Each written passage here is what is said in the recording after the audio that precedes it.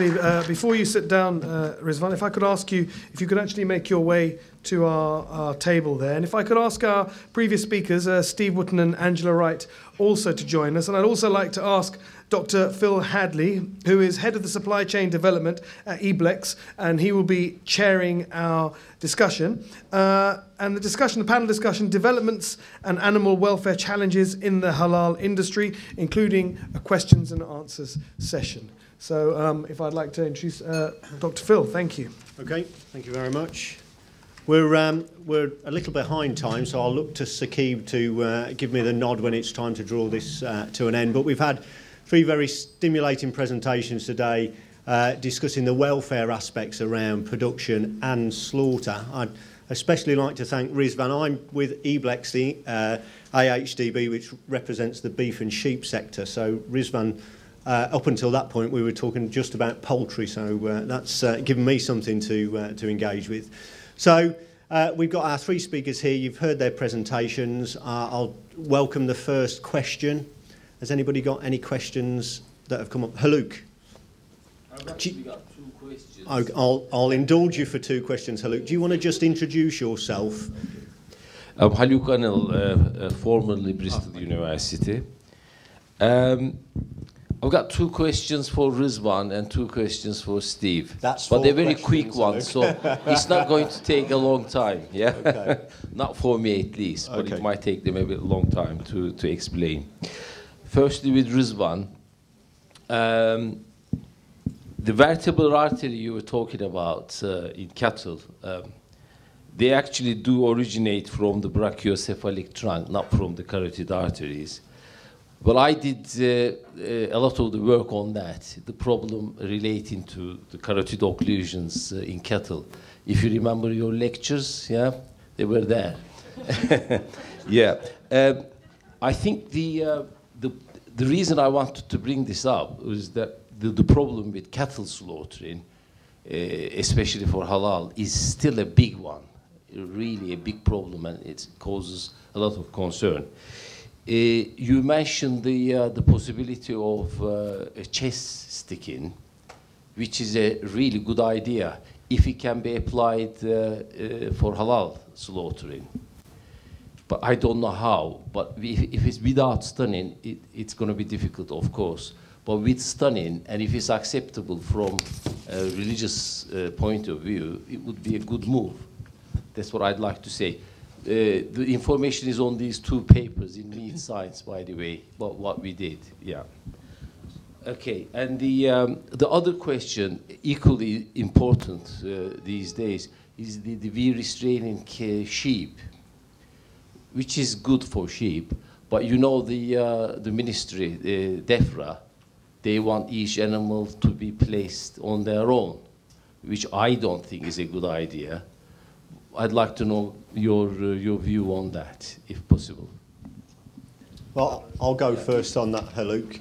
I'll send you a paper, because there's a paper just being published with support from Steve and colleagues at Bristol that's looked at the V-shaped restrainer. That's whistling a little. Actually, the legislation talks about individual and mechanical restraints, and the work was really to look at the impact of individually restraining animals in that V-shaped restrainer against what we call group loading, which is loading 4 or 5 animals. The legislation asks for individual. The restraint is actually less stressful when they're group loaded. So, as Steve touched on some of the compromises between the legislation and the science, this new science has just demonstrated that the legislation actually might be increasing stress rather than reducing it. So that's currently out now in the public domain, and there's a discussion going on about how you consider new research against the backdrop of the legislation. Perhaps, Rizwan, you'd like to comment from a practical I fully agree with that. The legislation is actually making a worse situation for the sheep handling, because if you're required by legislation to put them one at a time in the V-restrainer, that means you have to manually intervene for every single animal, where at the moment we only have to put in the first animal and all the other sheep follow in. So our interventions to put them into restraint is very, very low. So this is a classic case of the legislation falling behind the science. But the good thing is that the new EU regulation does allow for new scientific research to be incorporated into legislation. We just have to see how that plays out after the election. And I take your point about remembering my MSc studies, so I will go back and have a look at that. But coming back to Nahar, sorry, that is a extremely interesting potential for that, because Nahar, there is a precedent, and we do slaughter with us stunning chest cut in cattle, and there has been precedence for camels, and there has been precedence for cattle. It just needs to be explored and researched more. Yes, gentleman there. In the middle. If you could introduce yourself. Robert Newber of Riga State, North Wales. I'd like to ask the panel, I mean, I was very pleased to hear at the end of the last presentation a very brief mention of the animal welfare concerns of getting the animals to the abattoir. We are organic farmers exporting to the Middle East and Far East. My concerns are that the halal registered abattoirs that do stunning are very few and far apart. So there is the question of the stress on the animal getting it to the abattoir, which is very important as far as I am concerned, having brought up the animal in a stress-free environment throughout its entire life. I'm always keen to know that one can get it to an abattoir that's close at hand, which obviously reduces the carbon footprint of the animal. That's one point. The other thing that frustrates me enormously is that we see enormous market in the Middle East for beef. There are no electrical stunning registered halal abattoirs in the UK, and it does seem to be enormous opportunity being missed out on, and that market has been flooded with meat from the southern hemisphere, and we're completely missing out in this country.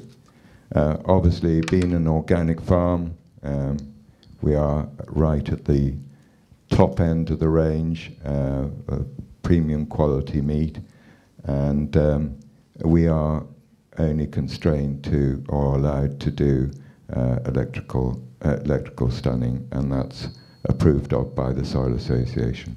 Thank you. Steve, do you want to comment on the stunning ability? There you go. Okay, very interesting question.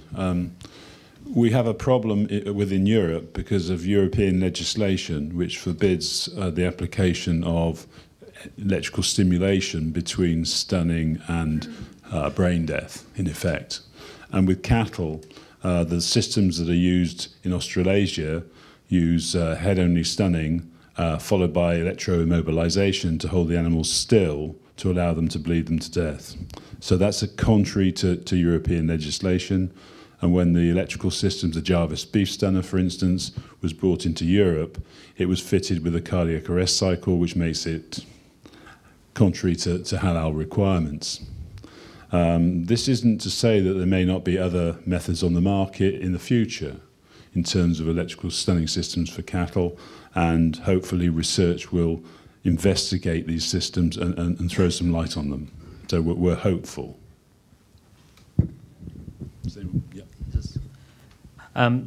Just a point about the organic. I mean, we're organic certified where we are, so we understand the criteria of organic, etc.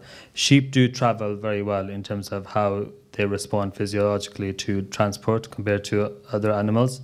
And the point raised by Steve is very important, that in New Zealand they do electrically immobilize after they do electric stunning of cattle, which allows easier access from a slaughter operator perspective to work on the cattle, whereas we're not allowed to do that here in the UK. So I don't think there are any electric head-only stunning of cattle in the UK.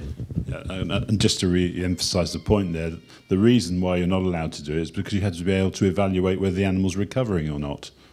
And of course, you can't do that if you electrically immobilize it. I think it is interesting distance. I think that's a real problem. And if you look at the number of slaughterhouses, abattoirs within the UK, of course, the number's reducing, whether it's halal or for other production. And that means that animals are transporting further. And I think that we had a meeting yesterday held by the HSA, and there were some guys there from Cornwall who were doing mobile slaughtering. And of course, it depends on the logistics of systems. And back along, HSA helped to develop a mobile system for use in the Brecon Beacons, and it never proved successful at the time. But technologies change. Okay, gentleman at the back.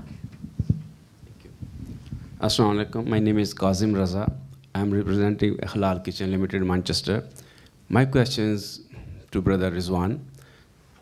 If I understand right, you said, that kosher meat, 70% or 75% is they rejected. Kosher is not kosher after this.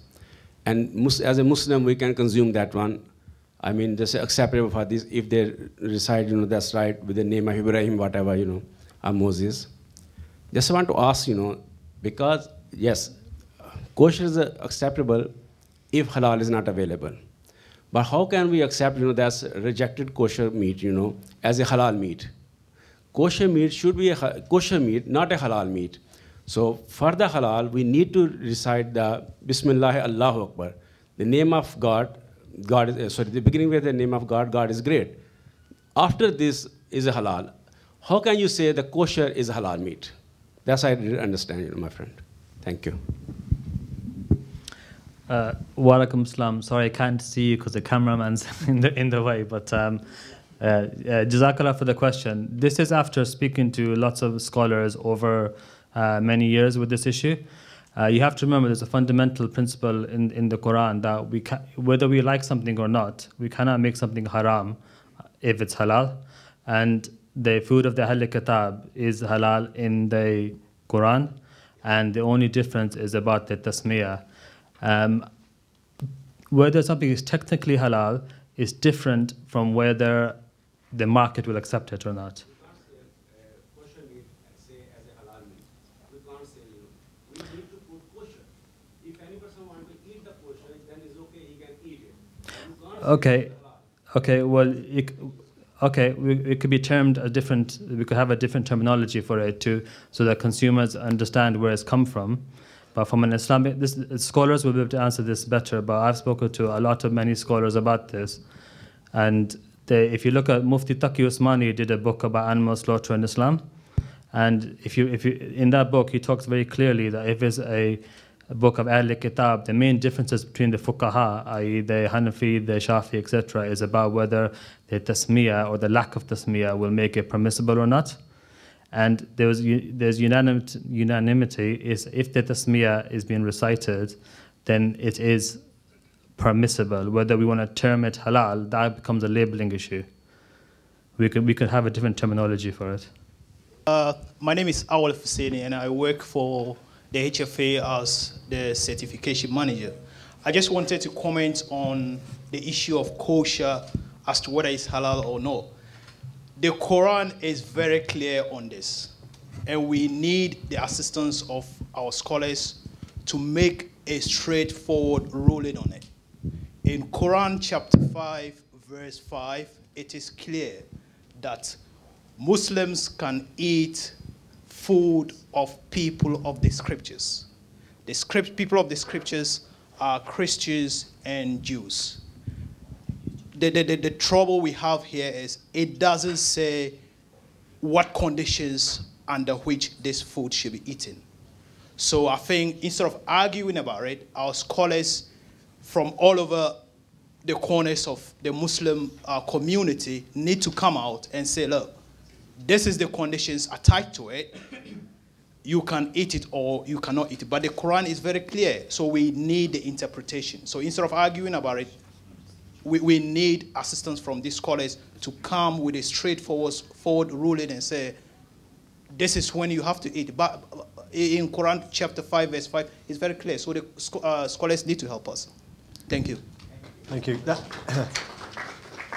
That brings us beautifully to a break for refreshments. I'm sure this debate will go on over that break time and again over lunchtime. So with that, I'm going to draw this question session to an end, and I'm going to pass over to our host. Thank you very much.